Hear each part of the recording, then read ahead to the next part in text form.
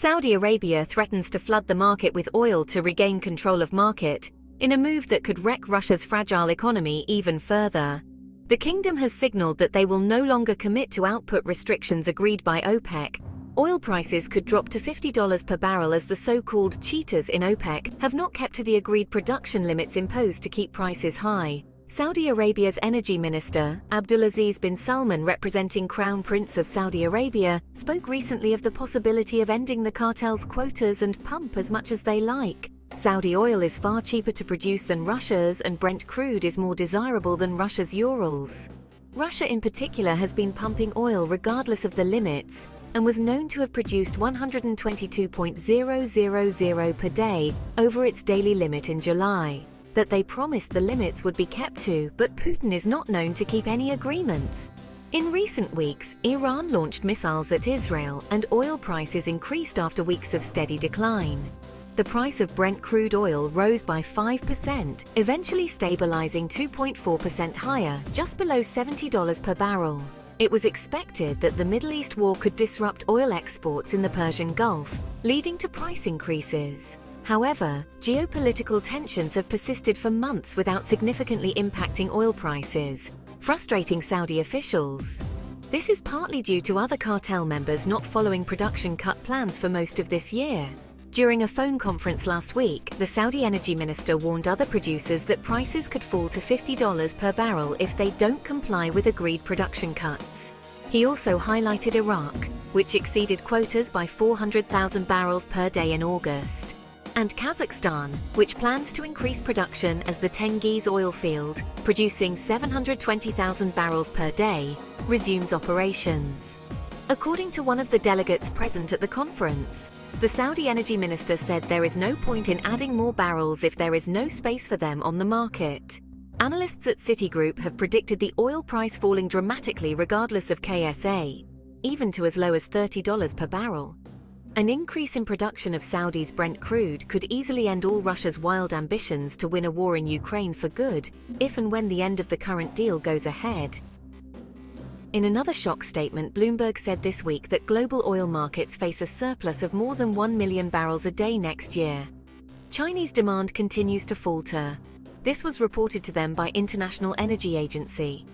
Oil consumption in China, the powerhouse of world markets for the past 2 decades, has contracted for 6 straight months and will grow this year at just 10% of the rate seen in 2023. The global glut will be even bigger when Saudi Arabia decides to press on with plans to revive halted production.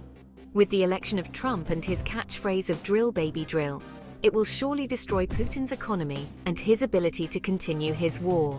As if things weren't bad enough for Putin, Russia's oil revenues in October 2024 declined by 29% compared to the same period in 2023 due to lower global oil prices and domestic subsidies. At least 3 Russian refineries have halted processing or cut output due to heavy losses amid export restrictions, rising oil prices, and high borrowing costs. 3 factories, Tuapsin, Ilsky, and Novosakhtin, have suspended or reduced production in recent months. The closure of refineries indicates the problems of the Russian oil refining industry.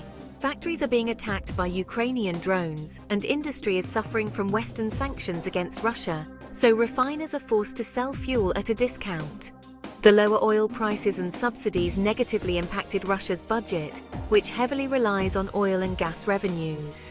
In October, international oil prices and the price of Russia's flagship crude, Urals, slumped compared to the same month of 2023. This eroded Russian revenues as the price of the Urals grade averaged $63.57 a barrel, compared to $83.18 a barrel in October last year. The revenues from oil for the state were also impacted by the government subsidy they paid to local refiners. Crude processing companies received in October the so-called damper payments, a form of subsidy to producers to encourage them to sell their refined petroleum products in Russia instead of exporting these for a higher price. Last year in October, Russia didn't pay such incentives to its refiners.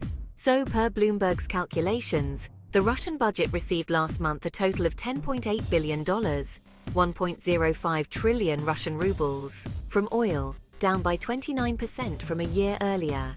To add to this, Russia's looming economic catastrophe is coming ever closer as the ruble collapses, and its dependency on oil revenues will prove disastrous for the regime in the Kremlin. If Brent crude oil prices fall to less than $60 per barrel, they will not be returning to a higher price for years, as world production will exceed consumption for a long time.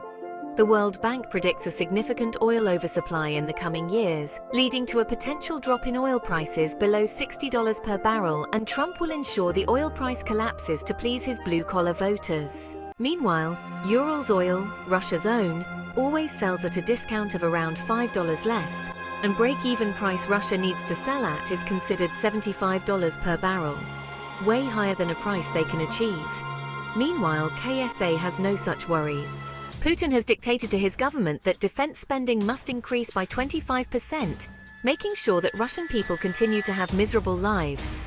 The election of Trump and his plan to drill baby drill, which is already making USA the world's #1 producer, will only add to Putin's misery, but will also help Ukraine, Europe and the world rid itself of a tyrant. Thank you for watching my short update video. Please like and subscribe if you can. My channel has only been running 1 month, so I would appreciate your support. Bye for now.